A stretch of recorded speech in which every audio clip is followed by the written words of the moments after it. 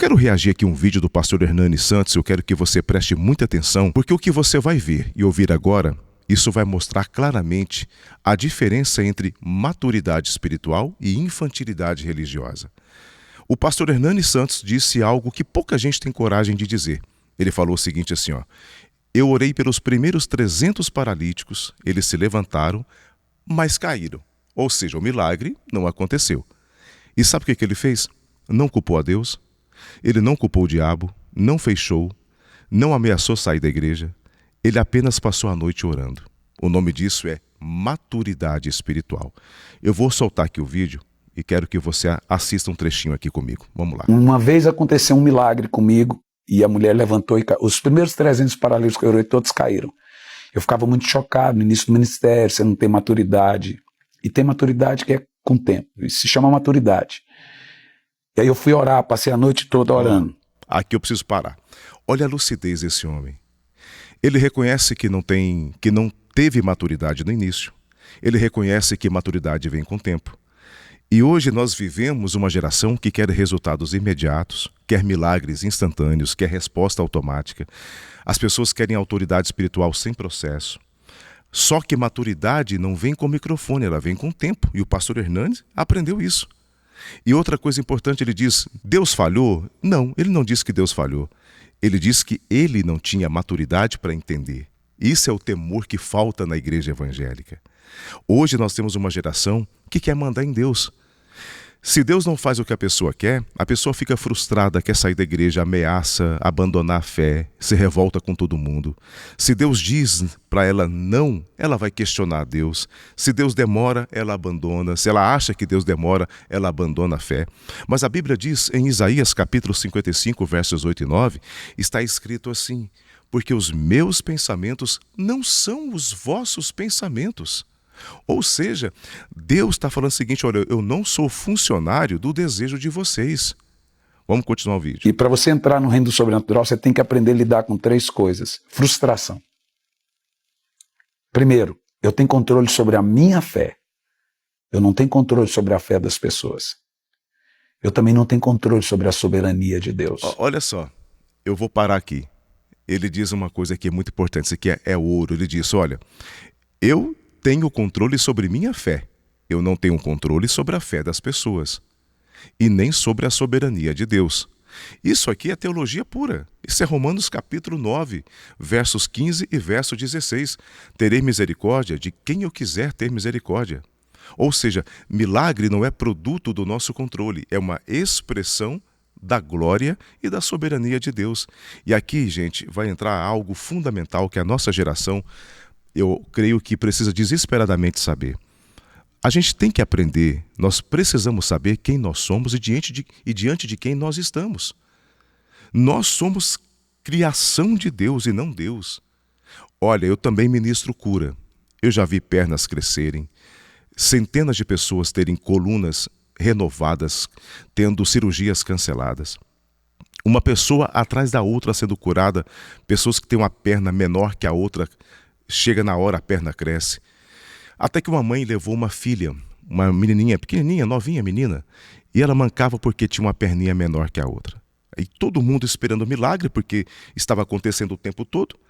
Na hora que eu fui orar pela criança, a mãe assistiu antes, um monte de gente ser curado. Quando chegou a hora da criança, a sensação que eu tive quando eu comecei a orar é que Deus havia ido embora. A menina não foi curada. Aí você pensa, poxa, tantos adultos curados e uma criança não? E ali eu aprendi algo que o evangelho coach nunca vai ensinar para você. Que Deus não é manipulado pela expectativa coletiva. E o que mais me entristece nos pregadores coach é isso. Eles não preparam as pessoas para os nãos de Deus. E o resultado é uma geração fraca, uma geração que só sabe cantar vitória, vitória, vitória, que não sabe suportar silêncio, não sabe suportar processos, não sabe ouvir os nãos de Deus, não sabe entender a soberania de Deus.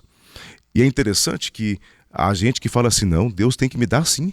Deus tem que me dar, eu estou orando, eu tenho fé, Ele vai me dar sim. E é interessante que Paulo pediu 3 vezes para que o espinho na carne dele fosse tirado. Está lá em 2 Coríntios capítulo 12, versos 8 e 9, e Deus responde assim, Paulo, a minha graça te basta. Paulo tinha fé, mas Paulo recebeu um não de Deus. Jesus, no Getsêmani, ele orou. Lucas capítulo 22, verso 42, se possível, passa de mim esse cálice. E o Pai disse não. Você precisa ir. Por quê? Porque se até Jesus ouviu não, quem somos nós para achar que podemos obrigar a Deus a dizer sim para tudo o que a gente quer?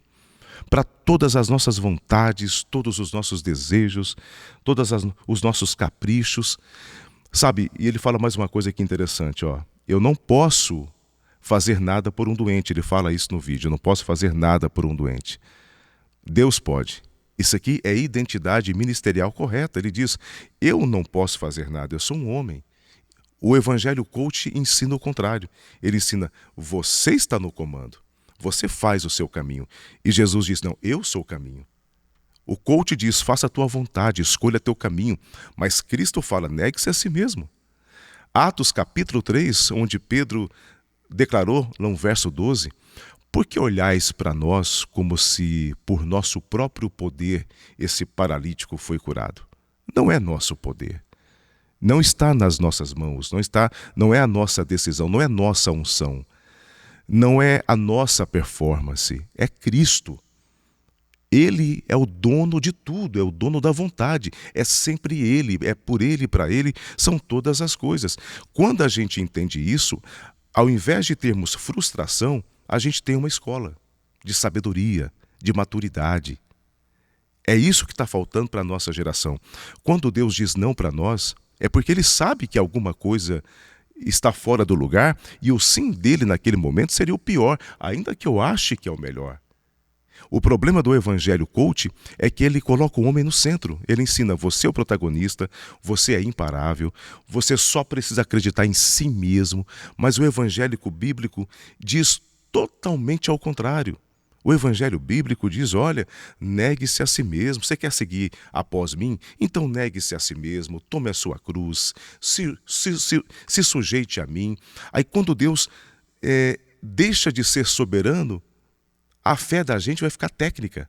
Porque Deus, a gente tenta tirar a soberania de Deus e tenta implantar uma fé técnica, uma fé que é centrada no nome de Deus, mas no fundo, a gente confia na gente mesmo. E quando a fé fica técnica, a frustração vira trauma. Então, eu quero honrar a vida do pastor Hernani Santos, dizer que eu estou lendo todos os seus livros e tenho sido muito edificado. Você tem se tornado uma referência para a nossa geração. Eu estou percebendo uma maturidade espiritual na sua vida crescente. Como você tem ensinado a nossa geração a suportar alguns momentos de silêncio de Deus e continuar crendo mesmo assim. E que quando o milagre acontece, não é porque Deus é mau, é porque não é o tempo. E existe alguma coisa que Ele está vendo que nós não estamos vendo. E ensinar a gente a passar a noite orando em vez de fazer espetáculo, showzinho, querer sair da igreja, abandonar tudo. Enquanto isso, eu dou nota 10 para o pastor Hernani Santos e nota 0 para o Evangelho Coach, que mexe com emoção, mas que não prepara você para o deserto da vida. Que te ensina a decretar, mas não te ensina a suportar a própria vida. O Evangelho Coach que fala de trono, mas não fala de cruz. O Evangelho Coach que tira Deus do trono e tenta sentar o homem no lugar de Deus. E isso não é evangelho. O evangelho começa com rendição pela cruz do Calvário e termina na glória. Escute o que eu vou dizer para você aqui agora, para concluir a minha fala. Quando Deus diz não para nós, não é porque Deus está caprichosamente negando algo para a gente. Deus precisa nos educar para receber.